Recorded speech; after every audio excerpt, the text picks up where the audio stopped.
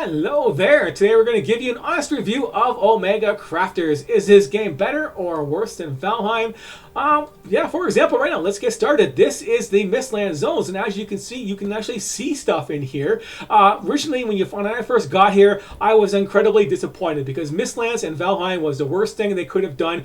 You couldn't see F all, and I didn't see the point of actually making a new zone where that you can't see anything. It was just a hindrance. It wasn't fun. It wasn't interesting at all. It wasn't enjoyable. That whole expansion was crap, and you waited too long for it in the first place.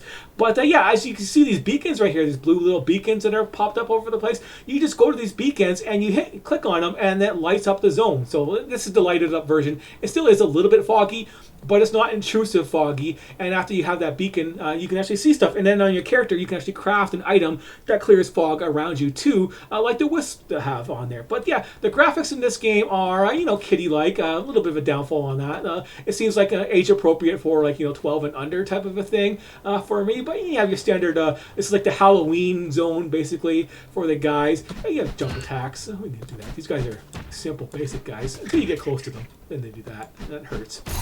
But yeah, you got the jump attacks, regular attacks, dodging, all that standard stuff. You can see a little merry-go-round, yay. But yeah, the map itself is pretty big, but it's not too big yet. We have little dungeons in here. We got bosses like Valheim, where you go inside the dungeon. For example, there's a dungeon right there. You go inside there and get an item, and then you bring a couple of those items to where the boss is, and then you fight and kill the boss to unlock more stuff for the next area. There's only 3 areas in this game so far. We have the starting area right here. It's pretty small. It's a circle. And then we have like the plains biome area right here. And then we have the Mistlands biome for the big circle around there. And that is the map so far. You have your own personal little icons you can use for stuff. It's limited right now. I would like to see more. I like to see writing on them, or more symbols or colors or something like that. That would be handy.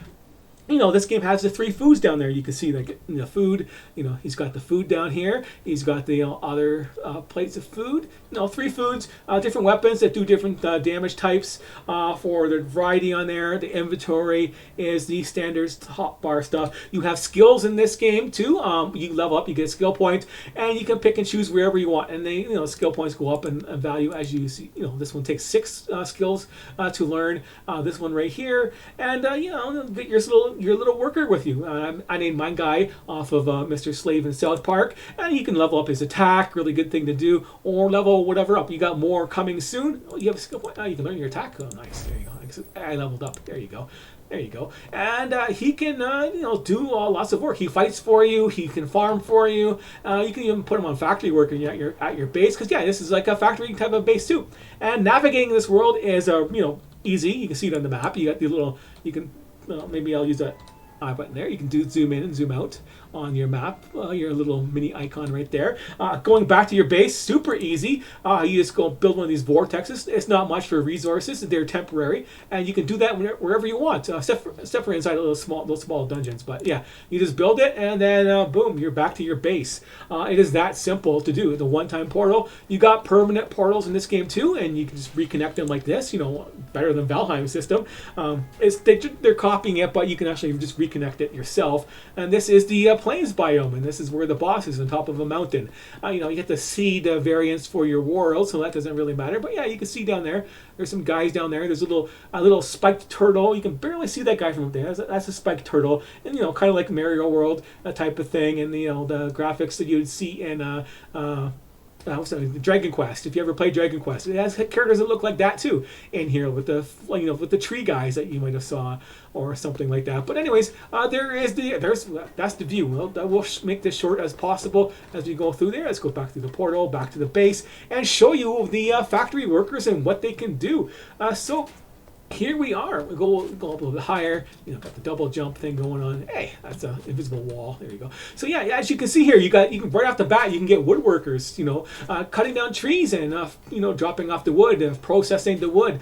You have iron nodes and copper nodes and stone nodes you can build inside your base to have guys farm them and start crafting planks and stuff like that. This game isn't perfect. Oh, that guy was stuck. He got out there. There you go. Now he's crafting. Craft away, little buddy. So yeah, they do all the stuff, farming and cooking and mining ores and smelting ores and making copper plates that they're doing. Lots of stuff they can do. It's easy to program your guys to do all this stuff, and it's nice and easy to do. You go to your base right here. That's my transport pod. Let's go to my this is your starting point right here.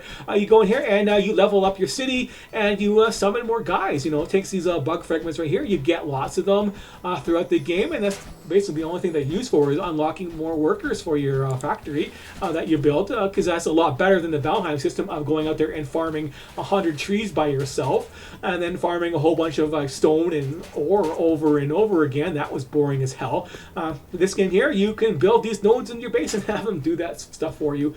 So much better, not having to worry about all this stuff, and it has a function too. So it has that nice function right here. It's like I got too much coal, right? So I can take all this coal out, and we can do that and go over to our data analyzer. That's what they use in this game, and everything has a bit value for it. And coal for this charcoal, for example, it has 25 each, so we can just stick all that in there because I have extra right now.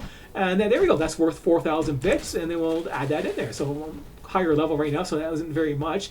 And you can start building coal pretty much right away in this game. So yeah, it's a nice big chunk of bits right there. You are limited to level 10, so there's no point going all out building a huge base at the start, because if you're stuck at level 10 until you kill a second boss, there's not much point, and by then you want to move on from copper to iron. So yeah, you don't really need a whole bunch of stuff like that. Just I find 3 is enough for these nodes right here. More for iron because we want to focus on that later on. But anyways, there you have the rundown of the factory workers. Overall, I find this game to be a lot better than Valheim. I'm going to give this game a 7 out of 10 and say, hey, this game is better than Valheim. If you want to know how easy it is to program these guys, we have a worker right here. We can stop him from working. He's just an extra guy right now for farming the wheat. So yeah, he's doing nothing right now. The one guy is just barely not enough to get this farm going on here. So we just you click on your guy. You want him to start farming stuff. You get farming templates right here. So you just load the farming template. You select the field to use. You can zoom in. You can zoom out, and you click on the field. You can name your field. Make it easy for yourself. That's the rye field. What do you want to plant? Planting rye seeds. So you just click on that. And where are the rye seeds? Well, the rye seeds are right there, and you can see the symbol for them. There we go. That pops up. So simple, easy to use. Big buttons, you're not squinting or doing all that kind of bullshit. And where do you want to put them? Well, there's that rye right there. There's rye, and there you have it. And OK, and play. And there you go. He's running his program.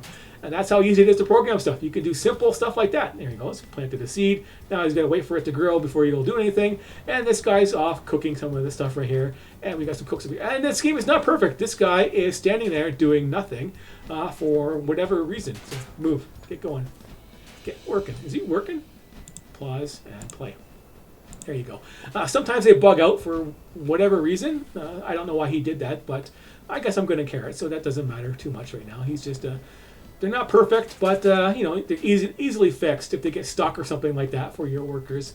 I did show you workbenches. You can craft your different pieces of gear, your advanced workbench, your regular workbench, upgrade your gear a couple times to get them up to 3 stars, to level that up too. There's going to be potion making. There's an enchantment thing I just unlocked for an enchantment altar. I don't have the materials for that yet. That's where I am in the game, near the second boss. Just got into the Mistlands area and focused on getting my iron stuff up and running, and building some of the iron weapons. That is where I'm at. And it's been a couple days. So yeah, you could power through this game and probably beat it in a couple days, or you could take it slow and play it for a week or two right now. It is still early access. But overall, yeah, better than Valheim by a little bit, and it's a lot more interesting, I find. And you can still do more stuff in this game, other than just basically craft your basic resources and portals. You can raise and level ground, expand your base, and buff up your guys to make them work better. Has those type of things for buffs.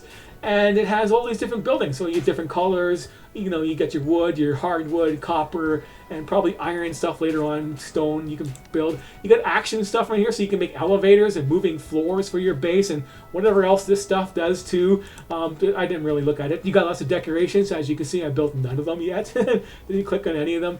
So yeah, you got lots of decorations. So you can build a huge house or a mansion or a castle or whatever you feel like it. Multi-levels, moving floors, whatever you feel like doing. You can make your factory complex as hell if you want to, just to be funny. You know, have your guys going up and down different floors just to do stuff, just to be a pain in the ass to them, right? Force them to work really bad. But yeah, you could do funny stuff like that if you wanted to waste your time. But yeah, it's nice and simple for your base. You can just build a simple wall around your base, and guys won't get in, and they don't destroy your walls or anything like that. So there's nothing too complex about that yet, and there's no defense or anything like that. There's no taming animals or anything like that yet. That would be nice, but it still is early access, and there's more to come. Hopefully, they focus on adding more zones and stuff like that, other than versus multiplayer. They should not go multiplayer route like Valheim. That was its first huge mistake Valheim made, is go multiplayer and waste a year on that crap. That was just a waste of freaking time. And whoever made that decision probably should have been fired from games. Period. Should not have a say in anything games whatsoever. Is that. And then the next guy thinking the mist zones would be good idea for Valheim was another bad idea. That was just sloppy. I didn't even like the swamps. It was too dark in the swamps all the time to see stuff, and that was a bad idea, having that. I don't care if it's wet. I just I want to see the environment around me and not have it just pitch black the whole time, because that was garbage. And then Mistlands was garbage. So yeah, I didn't like that for Valheim. So this game is better in that regards also. So yeah, this game is, as I said, 7 out of 10. And recommended over Valheim. So yeah, that's it for today. Thanks for watching, and I will see you later.